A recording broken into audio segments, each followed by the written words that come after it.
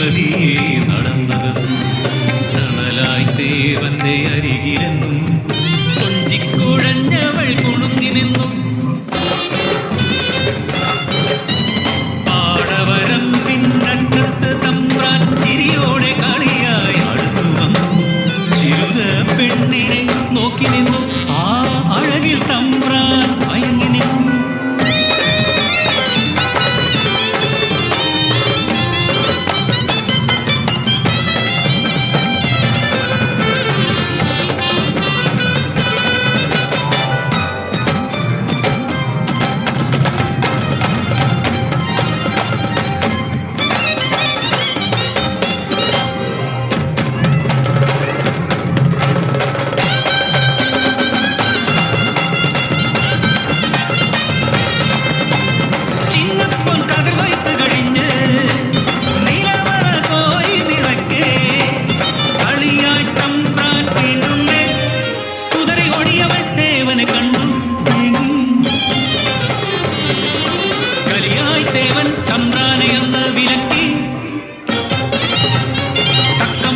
ചതിയൊരുക്കി ദേവനെ തീർക്കാൻ നാടൊരുങ്ങി. കൂട്ടം ചേർന്ന് കഥവനഞ്ഞു നെല്ലുകെട്ടെന്നു മുദ്രകുത്തി.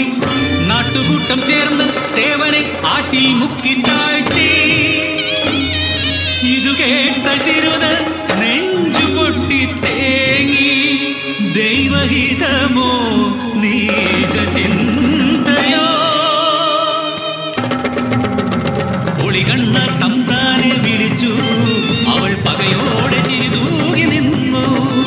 കൊതിയോടെ തമ്പ്രാൻ അരികിലെത്തി.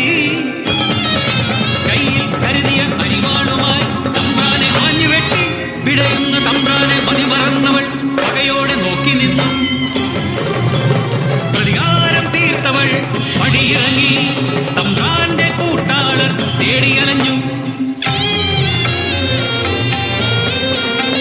കണ്ണീരാട്ടിൻ വക്കത്ത്